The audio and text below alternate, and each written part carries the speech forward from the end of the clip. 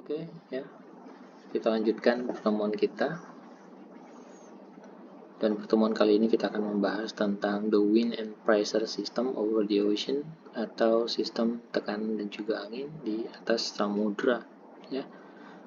Nah, jadi ini the sun as the solar energy ya. Kita pahami dulu ya. Kita satukan persepsi kita. Kita ketahui bersama bahwa matahari adalah sumber energi utama kita ya. The sun is the primary source of energy ya. Atau matahari adalah energi utama ya. Sumber energi utama for the earth system, untuk sistem yang ada di bumi ya, yaitu atmosfer, hidrosfer, biosfer, cryosfer, dan juga lithosfer.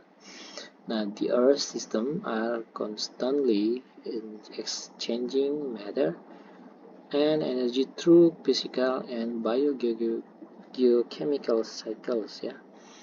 The physical cycles, including atmospheric and oceanic motion, are driven by solar energy, which is why we need to understand the distribution of solar energy around the globe. Nah, jadi itu mengapa kita harus memahami distribusi energi di seluruh dunia ya, seperti ini. Itu solar radiasi. Kalau kita lihat gambar di sini di ekuator ya.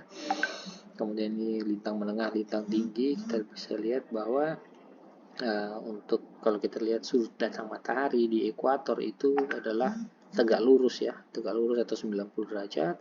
Kemudian di mid latitude itu sekitar 45 derajat ya simpangannya.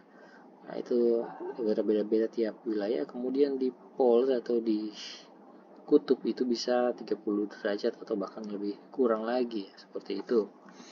Nah, pergerakan semu matahari ya, karena dilihat di gambar di sebelah kiri bawah ini, posisi matahari bumi kita itu tidak lurus, artinya ada simpangan 23,5 derajat ya, lintang utara dan lintang selatan, sehingga ketika pada bulan Maret ya, contoh ini bulan Maret, nah itu dan juga bulan September cenderung belahan bumi bagian utara dan belahan bumi bagian selatan cenderung menerima panas matahari yang sama ya, sehingga cenderung itu bagian ekuator lebih strike ya, atau tegak lurus menerima matahari. Jadi seolah-olah di bulan Maret dan juga September tanggal 21 ya khususnya, itu betul-betul matahari itu ada di 0 derajat.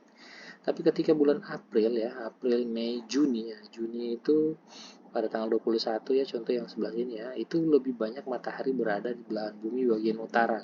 Kalau kita lihat gambar di sebelah kiri bawah ini ya, jadi belahan bumi bagian utara itu lebih banyak terkena sinar matahari dibandingkan belahan bumi bagian selatan, sehingga belahan bumi bagian utara mengalami musim panas pada bulan Juni. Kemudian bulan Juni itu sebaliknya di belahan bagian selatan mendapatkan musim dingin. Sebaliknya pada bulan Desember ya, jadi setelah Juni, Juli, Agustus, September dia balik lagi ke ekuator, kemudian ini September, kemudian balik lagi Oktober, November, Desember dia ke lebih banyak menyinari belahan bumi bagian selatan, sehingga belahan bumi bagian selatan mendapatkan musim panas, sedangkan di belahan bumi bagian utara musim dingin ya, seperti itu. Nah, kemudian ini global energy budget atau aliran energi global. Ini ada incoming solar radiation, jadi radiasi matahari yang masuk, kemudian radiasi matahari yang keluar ya, radiasi atau disebut long wave outgoing radiation ya, OLR, outgoing long wave radiation. Nah ini yang masuk itu adalah 341 watt per meter persegi ya, atau karena ini watt meter minus 2 ya. Nah, seperti itu. Kalau dibalikan ini jadi watt per meter persegi. Jadi yang masuk itu ya, ini tidak sama setiap daerah, tapi secara umum itu adalah 341 watt per meter persegi. Kemudian ada yang diserap oleh atmosfer ya, ada yang diserap oleh atmosfer sebesar 78 ya, normalnya seperti itu.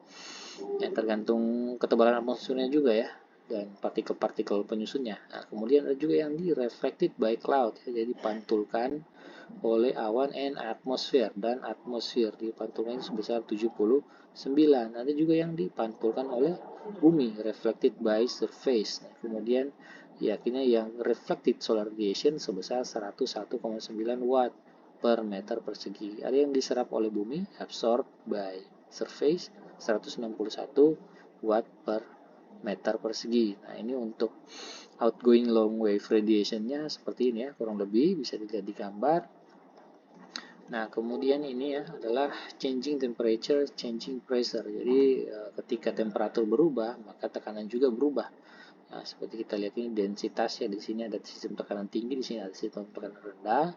Kemudian ini untuk ketika suhu dingin cenderung itu tekanan tinggi, ketika suhunya hangat cenderungnya kecenderungan untuk sistem tekanan rendah gitu. Jadi coldest column ya, ini coldest column equals highest pressure gitu. Kemudian warmest columns equals lowest pressure. Nah, jadi ada kolom atmosfer yang hangat itu kecenderungannya itu adalah lowest pressure atau sistem tekanan rendah.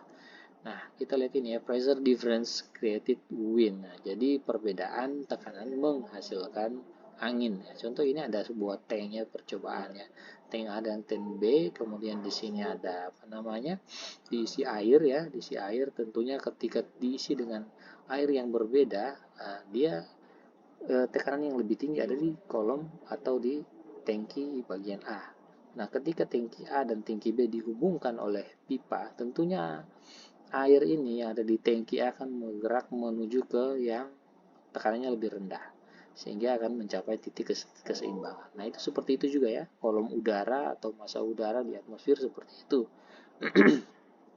Nah, ini jadi high sudah pasti dia kayak bujar ya, kemana-mana gitu, mau mencar kemana-mana menuju ke sistem tekanan rendah. Nah, high pressure ini kan bukan hanya satu, di atmosfer itu ada banyak, high pressure-nya ada berapa, low pressure-nya ada berapa, sehingga dari high pressure akan ke low, di situ juga high pressure ke low ya. Jadi cenderung ya ini air move atau udara bergerak from higher toward lower pressure. Jadi bergerak dari tekanan tinggi ke tekanan rendah seperti itu. Nah, selain ini horizontal ya, horizontal seperti ini ya. Ada juga vertical motion also occur ya, atmospheric pressure ya. Jadi ketika ada yang horizontal seperti ini ya, ada yang high ke low. Itu tentunya kalau sudah ketemu di low ya, high ke low. Nah, sebelah sini juga high ke low. Tentunya dia akan naik ke atas.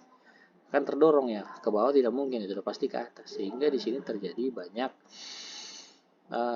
terjadi awan-awan konvektif ya, terbentuknya awan. Nah, seperti itu. Nah, kalau sudah di sini mentok juga ke tropopause ya, kemana lagi dia? Kalau dia tembus, ada juga yang tembus sampai stratosfer ya, sedikit. Tapi ada juga yang sebagian besarnya itu disebarkan ke daerah sekitarnya ya, turunnya seperti itu. Nah, makanya terjadi sirkulasi vertikal ya, seperti ini, vertikal dan horizontal secara uh, bersamaan seperti itu. Jadi ada yang naik turun ya, seperti itu ya, kiri kanan seperti itu. Nah, kemudian ini contoh ya, distribusi tekanan udara global. Nah, contoh ini ya, ada low pressure, ada high pressure. Jadi high pressure cenderung itu akan keluar menuju ke low pressure. Nah, ini juga low ya, low. Nah, jadi high ini, high keluar dia menuju ke low. Nah, ini juga high. High, dia arah anginnya ini panah-panah ini yang garis terhubung adalah isobar. Kemudian yang garis putus-putus yang panah adalah aliran massa udara. Jadi dari high dia keluar masuk ke low. Nah, seperti itu. High keluar masuk ke low. Ya, high keluar masuk ke low. Nah, seperti itu. Nah, ini gambar yang lainnya juga. Nah, di contoh ini high keluar dia masuk ke low di sini. Nah, gitu. High keluar masuk ke low seperti itu. Nah, ini distribusi angin global Mas yang tadi ya. Jadi di sini kalau kita lihat ada 0 derajat, 30 derajat, 60 derajat, kemudian 90 derajat, ini high atau polar high ya seperti itu.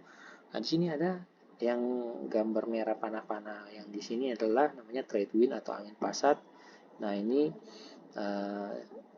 cenderung ya dari timur ke barat seperti itu ya, mengikuti perputaran bumi seperti itu. Nah, ini angin horizontal. Sedangkan ketika dia sudah ketemu di ekuator dari utara masuk ke selatan ke ekuator, dari selatan masuk ke ekuator. Nah di situ tentunya kemana? Ya ke bawah, nggak bisa, jadi ke atas. Akhirnya terjadi rising air. Nah, rising air ya di sini nih. Yang merah ini yaitu disebut Hadley Cell aja, Hadley Cell. Biasanya di ekuator dia naik di sini. Nah, di sini ada daerah konvektif ya di ekuator ini. Makanya kalau kita lihat satelit di ekuator biasanya awannya itu cenderung lebih dinamis ya, cepat sekali perubahannya. Sedangkan di bawah sini atau di lintang 30 sampai 60 kalau kita lihat di gambar sebelah kanannya ada subtropical high ya. Subtropical high kalau di gambar yang lain ini disebutkan di situ adalah horse latitude ya. Horse latitude atau lintang kuda, high pressure ya. Biasanya itu high pressure ada di situ. Nah, kalau di peta-peta ini kan ini 30 derajat, high pressure biasanya ada di situ. Nah, seperti itu. Nah, itu subtropical high. Biasanya di situ sistem tekanan tinggi. Nah, jadi makanya masa udaranya berpencar, ada yang ke selatan, ada yang ke utara. Begitupun yang di sini ya. Ada yang ke utara, ada yang ke selatan, seperti itu. Nah, di situ di situ di lintang 30 sampai 60 di situ ada namanya Ferrel Cell ya, Ferrel Cell. Nah, dia bentuknya seperti ini ya. Arahnya itu searah dengan jarum jam ya, seperti itu ya kalau kita lihat di sini. Kemudian polar cell, nah di situ antara lintang 60 sampai 90 ada polar cell, dia sama juga dengan hampir sama dengan Hadley cell, dia berlawan arah jarum jam untuk di apa namanya ya, kalau kita lihat dari sebelah kanan ya, kalau di sebelah kiri tentunya ya searah dengan jarum jam, artinya yang dari kutub itu mengarah ke tekanan lintang yang lebih rendah, kemudian dia naik di sekitar lintang 60, kemudian dia sirkulasinya seperti terus menerus sehingga di lintang 60 ini ada namanya rising air ya. Nah, kalau kita lihat di sini ada namanya northeast trade ya, atau utara timur laut, angin timur laut, pasat timur laut. Kemudian di sini adalah pasat tenggara ya, seperti itu, northeast trade. Kemudian westerlies ya, baratan. Di sini juga ada westerlies, baratan ya, seperti itu. Kemudian di atas ada polar high, ini 60 derajat tadi ya. Ini untuk di selatan bumi, belahan bumi bagian selatan, ini belahan bumi bagian utara. Ini sama saja, gambar yang lain saja ini ya. Ada horse latitude tadi. Kemudian ini ya, distribusi global sama juga dengan yang tadi. Ini 0, 30, di sini ada 60 dan North Pole ya, 90 derajat.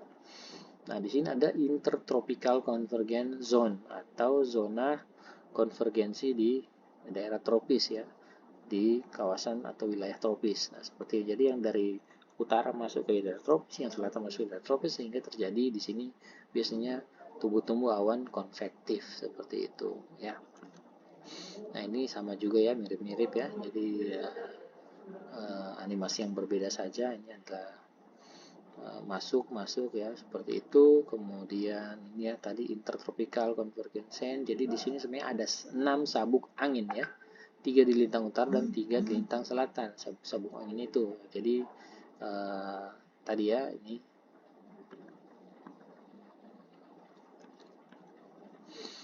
ya, jadi 1 2 3 ya. Kemudian bawah juga 1 2 3. Jadi trade wind, satu angin pasat bertiup antara 30 derajat lintang utara dan ekuator ya, ke ekuator ya. Jadi di sini kemudian 30 lintang selatan, 30 derajat lintang selatan. Westerlies-nya adalah bertiup dari 30 sampai 60 ya, baik utara maupun selatan. Untuk polar wind antara 60 sampai kutub ya, entah kutub utara atau kutub selatan, seperti itu. Nah, ini untuk ITCZ atau ITCZ atau Intertropical Convergence Zone atau daerah pertemuan antartropis ya, yang dipengaruhi oleh pergerakan semu matahari. Jadi kalau bulan Juli tadi ya, bulan Juli itu cenderung matahari itu ada belahan bumi bagian utara. Jadi ITCZ itu cenderung ada di sini ya. Untuk Indonesia biasanya cenderung bulan Juli itu karena banyak hujan di Asia. Nah, di wilayah kita Australia dan juga Indonesia itu cenderung musim kemarau, musim panas. Kemudian di bulan Januari, ya itu ITCZ-nya atau pertemuan atau konvergensinya ada di Indonesia, makanya di bulan Desember, Januari, Februari biasanya musim hujan di wilayah Indonesia, seperti itu. Nah, ini ITCZ contoh ya. Nah, ini masuk dari utara masuk, dari selatan masuk, seperti itu. Di sini banyak awan-awan konvektif.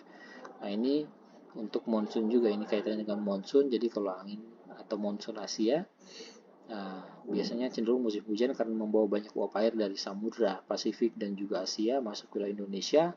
Ini akhirnya turun hujan di sini, ada belokan-belokan angin atau shear line. Nah, ini biasanya ketika masuk di belokan ini, kecepatan anginnya melambat sehingga terjadi penumpukan di daerah shear line. Demikian juga daerah konvergensi, daerah pertemuan massa udara ini biasanya ya contoh saja 1 tambah 1 sama dengan 2. Tentunya di sini akan banyak pertemuan massa udara. Di sini ada low pressure juga. Nah, biasanya di situ banyak tumbuh awan-awan konvektif, awan-awan hujan. Untuk sebaliknya, musim kemarau biasanya angin itu berasal dari arah Australia, dari selatan menuju ke Asia, sehingga melewati Indonesia. Nah, cenderung ini biasanya musim kemarau karena sedikitnya uap air yang berasal dari Australia, seperti itu. Ini angin permukaan. Angin permukaan ya biasanya kita bisa kalau di dunia meteorologi ditandai dengan apa namanya ya normalnya itu antara 0 sampai 3000 meter. Nah, biasanya kalau di permukaan itu ditandai dengan pola atau contoh ini isobar dan juga angin itu biasanya berpotongan ya. Jadi ini isobar ini yang bulat ini bulat, sedangkan yang panah-panah adalah angin ya, streamline. Nah, itu biasanya berpotong, memotong. Jadi angin itu memotong isobar. Tapi kalau sudah di atas 3000 meter biasanya itu sudah sejajar, jadi isobar kemana itu angin juga di situ ya, seperti itu. Ini tanda-tandanya. Kemudian ada juga thermal circulation ya, jadi ada apa namanya, kalau ini isobaric situated ya, seperti ini north south. Nah, jadi kalau cold warm, nah itu biasanya seperti apa. Nah, seperti ini sirkulasinya. Di sini ada tekanan tinggi, dia dorong ke sana, ke daerah tekanan rendah. Nah, itu naik ke atas. Nah, naik ke atas di sana atas juga jadi tinggi akhirnya. Begitu tinggi dia dorong ke arah rendah sana, seperti itu sirkulasinya. Kemudian ini apa namanya? The scale of atmospheric motion with the phenomena of its size and life span. Contoh ini untuk hurricane atau tropical storm itu biasanya durasinya bisa beberapa hari atau bahkan minggu ya, bahkan lebih. Kemudian contoh ini yang land atau sea breeze atau angin darat angin laut itu biasanya hanya hitungan jam atau 1 harian seperti itu. Kemudian thunderstorm, tornado, water spout ya atau puting beliung itu biasanya hanya hitungan menit sampai jam. Kemudian ada namanya small turbulence, EDIS itu hanya hitungan detik atau menit. Dan seterusnya ya, seperti itu. Ini untuk skala-skalanya ya, jadi untuk hurricane bisa sampai skala sinoptik ya 2000 km, tapi kalau contoh ini long wave in the westerlies ya itu bisa sampai 5000 atau radiusnya sampai 5000 km. Nah, kemudian ini ya sea and land breeze atau angin darat angin laut. Nah, angin darat angin laut, jadi pergerakannya seperti ini ya. Contoh ini dipengaruhi oleh matahari tentunya. Ketika siang hari matahari bersinar itu yang lebih cepat hangat adalah bagian daratan, sehingga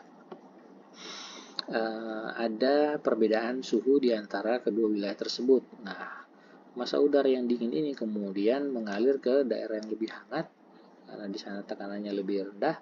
Kemudian terjadilah sirkulasi seperti ini ya, dari laut ke darat. Nah, sebaiknya pada malam hari untuk darat lebih cepat mendingin, sedangkan laut masih panas. Nah, seperti itu. Sehingga sirkulasinya akan kebalikan dari ya tetap mengalir dari ya, dingin ke hangat ya seperti itu. Tapi karena posisi yang berbeda maka terjadilah angin darat seperti itu di malam hari. Nah, ini sama saja hanya dengan apa namanya dengan animasi yang berbeda. Jadi contoh ini kalau siang hari ya sea breeze, kemudian ini land breeze ya. Nah, seperti itu. Nah, lanjut lagi, nah ini ada mountain and valley breeze ya atau angin gunung dan angin lembah. Nah, ketika siang hari biasanya ya seperti itu, lebih lebih hangat di atas sehingga terjadi pengangkatan massa udara di gunung. Nah, sebaliknya pada malam hari angin dari puncak gunung ke daerah lembah. Seperti itu. Ini untuk adiabatic wind sama saja ketika dipengaruhi oleh suhu biasanya dingin ya, dingin di bagian pegunungan seperti ada salju misalnya, itu akan turun, itu katabatic wind atau angin katabatik. Kemudian ada lagi namanya Chinook wind ya. Chinook wind ini macam-macam, kalau di Indonesia biasanya disebut angin borok, angin gending ya.